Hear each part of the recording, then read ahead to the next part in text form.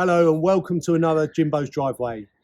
Today we're going to have a look at this Jaguar XJRS that I've got here behind me. It's very kindly been lent by SE Jags, who have currently got my XJS in for some work, which we're going to be going back to in the next video. But this is actually one of their cars that they've got in, is going to be having a few bits and pieces done to it, and then it's going to be going up for sale. Now, I thought it would be good for us to take an opportunity to have a look at the differences between my 1983 XJS and this, which is a 1992 XJS, which means it's the facelift model. And also we can look at the differences between the Jaguar XJS and the Jaguar XJRS, which is this one here. So let's go and have a walk around the car, look at some of the differences on the outside, and then we'll take it out for a drive and see what it's like out on the road. As you can see, the weather is still horrible. It's the middle of April. It's freezing cold. It might be hail, but hey ho, let's go on with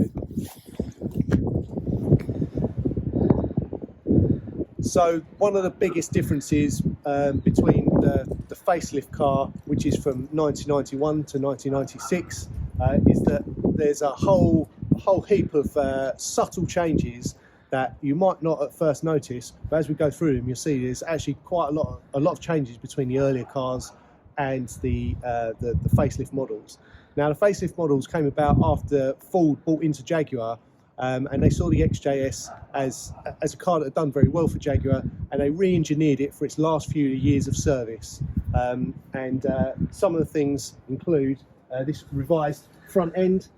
So often the front grille is overlooked, but actually this front grille is quite different to the earlier cars, and the newer cars have the bigger bumpers, more reminiscent of what you expect to see in the 90s.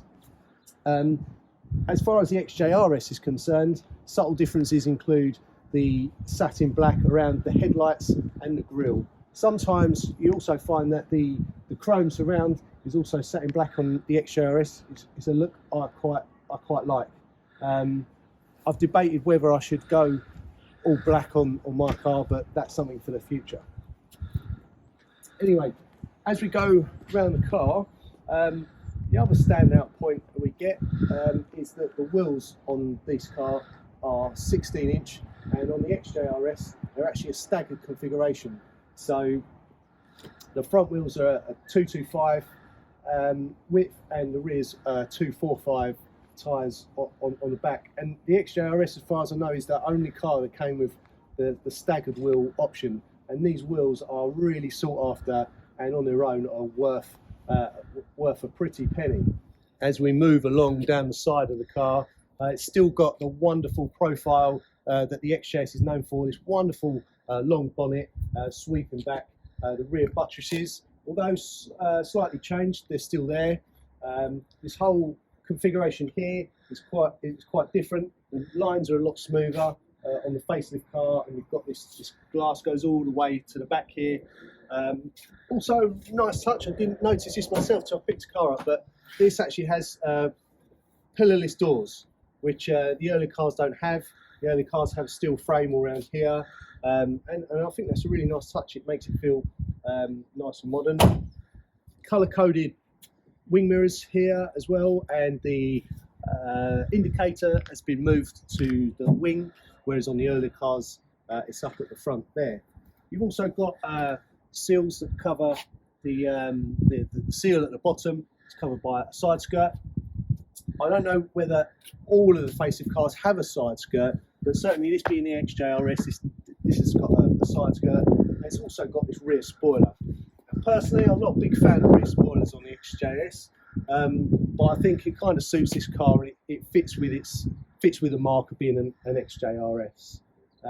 Another factor of the facelift is also the rear lights. The rear light clusters are all completely different on this car to the earlier cars, and other than that, the underpinnings of the car are also better engineered, and certain areas are reinforced. Under the bonnet of the XJRS is probably where the differences are most notable, and especially between the earlier 5.3 car that I've got and the facelift car we've got here. The capacity has actually grown from 5.3 litres in the V12 to a 6-litre V12. And one of the most biggest engineering changes to the 6-litre V12 was a revised crankshaft, which makes it a whole lot smoother and more refined engine than it already was. A couple of other little differences as well. The ignition amplifier that used to sit up here, get hot and fail all the time, has been moved to the front of the engine bay where it's a bit cooler. And on the front of the engine bay, that front bar over there has got built in some air ducts which help feed cold air into the air inlets. And that is unique to the XJRS, that front panel with that design. And I have seen some other XJSs have that put on as an aftermarket. It's maybe something even I've considered doing as well, as my front panel needs attention.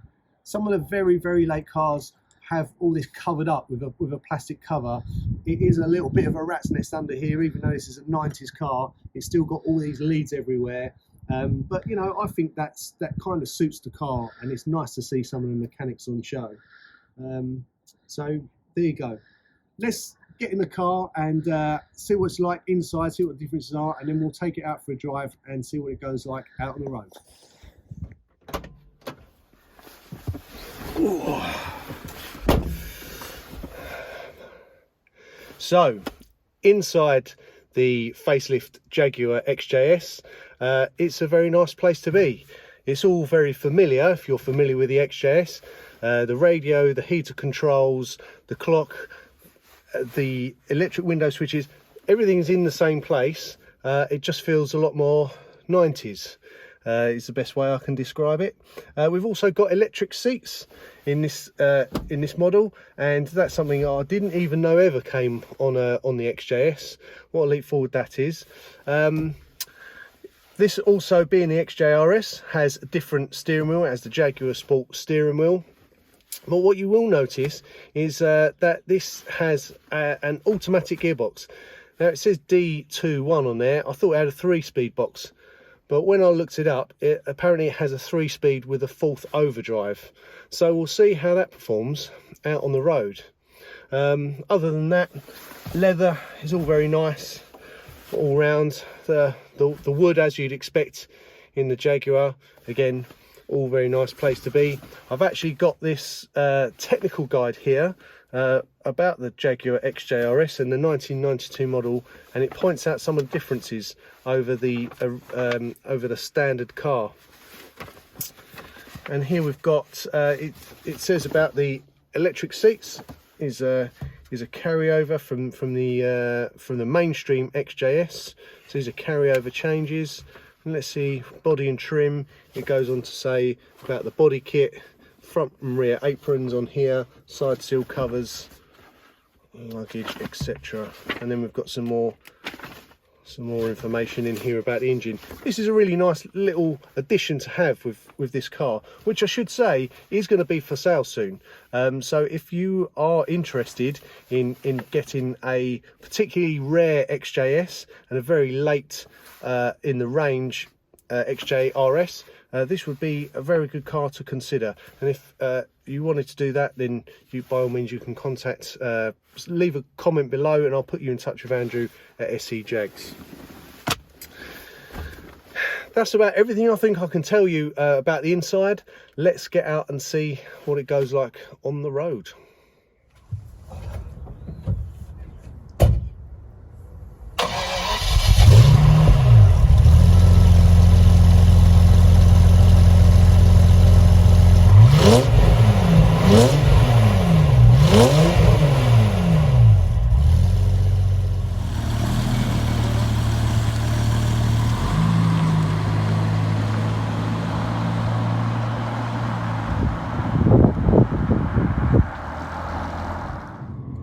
So we're underway now, and first impressions are I'm sitting a bit higher in this car, and I think that's because the later cars have these different seats, a bit more luxurious and a bit more padded, which is meaning my head is a little bit close to the roof in here, a bit closer than my one. Probably doesn't help that my seats are not faring their best anyway, and probably a little bit collapsed, which is something we're going to address at some point. I think I have to double check, but I have a suspicion that the ECU is actually under the seat in this car as well, which is another reason why it might be a bit higher. I might be talking nonsense there, but that's just something that's just sprung into my head. We've got a couple of lights on the dash on here. One is the anti-lock brakes, and the other is the windscreen washer bottle. So I'm not too concerned about that, and we're not going to be going too crazy today. So hopefully brakes do work okay, which is always a plus. So we're not going to worry too much about that today. Everything else in here seems to be working okay. And while I touch on the brakes are something that in my car are pretty woeful. For such a big car, when you have to put your foot down on the brakes, it's not always met with the most confidence. Also, on the 83 car, and the earlier cars, they don't have anti-lock brakes. So, and you can tell that. I've had a minor lock-up, which was just a reminder that I am in an older car. The newer facelift cars have anti-lock braking system, although on this one it would appear it's not quite working at the moment, but we won't worry about that too much today. The suspension. Now, the suspension in this is softer than mine. My XJRS has a full, it's been poly bushed, which means it's got stiffer bushes, and it also has coilover suspension, gas coilover suspension. Although this is an XJRS, so it has uprated, sportier suspension, slightly lower than the standard XJRS as well. It's a very soft and supple ride in here. Considering this is a more sporty model and it's supposed to be more usable in the bends on twisties, it feels a lot softer than my car. It just makes me wonder what a standard XJRS would be like, because this is a very, very compliant ride. Very nice it is too, but for a more sporty model, I'm not so sure. I don't know if you can hear that. I've got some speed bumps where we're going, and that is the underside just touching there. So we're going to have to take it nice and slowly over here. Certainly this car couldn't do a pin any lower than it is. Another thing I've noticed, even in the short time I've been driving this, is that this car still seems to be met with admiration from the pavement, from onlookers. It does draw the gaze of others, and I didn't know in my XJRS whether I was just drawing more attention because it's a bit louder, the exhaust is a bit louder. But no, even in this one, which is quieter and slightly more modern in its looks as well, so a bit more subtle, you could argue, it's still drawing the attention of onlookers, which is quite a nice thing to be. Be. They're admiring the car. You don't see as many of them on the road these days, I suppose. So that's a good thing. But something I thought would be worth mentioning. We're on the move. We've got a little bit of open road. Let's see what she goes like when we open the taps a little bit. It really goes, and it's surprising how linear the acceleration is and how quickly you're going way too fast. So I'm gonna slow that down. The gearbox in this, I don't even hear it or feel it change gear. It's quite different to the 3-speed automatic gearbox in the earlier XJRSs, which I've also experienced in my old XJRS that I used to have. You will really feel it go through the gears. In this one, I barely feel it change. It just keeps going and going and going. I could quite comfortably sit in this car for hours on end. It's very quiet and refined, as you'd expect. The seats are very comfortable, and the gearbox is lovely for cruising. However, I'm not so sure about the XJRS being the sportiest of the range and those sporting credentials, because although it can gather pace at a very good rate, it isn't what I'd really describe as sporty or a driver's car. I think it brings me back to why I thought the manual conversion in the XJRS is such a game changer for this car. It really does make it a completely different experience. Don't get me wrong, I love the experience in this car. It's a really nice car to drive, but I think personally I would still rather live with my car in the manual gearbox. That does also bring us on to the difficult question of fuel consumption. And this car, particularly the 6 litre version that we're in now, is well known for its thirst. More so even than the 5.3, the 6 litre, and the XJRS being having the different ECU mapping and what have you, it really does have some thirst. I stuck 30 quid in this to make this video and run around, and I cannot believe how quickly that has evaporated through the system. So I know this isn't going to be a car you're going to use all the time, and you would get plenty of pleasure for all of those pounds spent on fuel, but I certainly do notice the difference between this and my car, even though it's an older car, my car, with a manual gearbox, and it seems to do much better on fuel. This really does have a thirst. I've noticed it, and I thought that's why I mentioned it. So be prepared to spend some time at the fuel pump if you buy this car or buy one similar. However, what I think we can't deny with the XJRS marque in general is how they are becoming more sought after by collectors. And this car being of such a late generation and such a limited run of the XJRS in this area of the production means that I think this is set to be a future classic that's going to go up in value. And I think this one, as much as my personal preferences would be to put the manual gearbox on and make some other tweaks, I think this one should stay exactly as it is. And I think if this was purchased, nurtured and looked after, this will be not only a wonderful car to drive when you choose to take it out, but also an appreciating asset and something that your money is going to be safe in. Okay, so let's do some summing up of this car. Likes and dislikes. The dislikes, I suppose, for me, I'm picking at holes a little bit, because you have to appreciate the car for what it is. I have noticed it is particularly a thirsty car.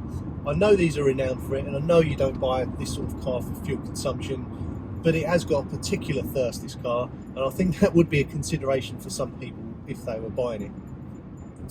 It also feels a little bit claustrophobic in here for me, but then I am 6'4", so that comes with the territory. The suspension for me is a little bit too soft, considering this is an RS and this is supposed to be the sportiest of the range. It's still a bit too soft, and I'm not sure those XJRS credentials are really living up to what it should be. Other than that, there's not much else I can complain about.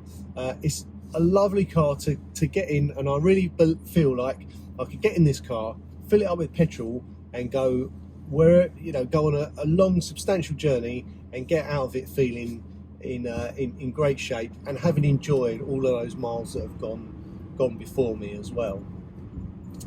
The other side of it is being able to own something that is going to go up in value, very most likely, and for the time that you own it, you're going to get some enjoyment out of it as well.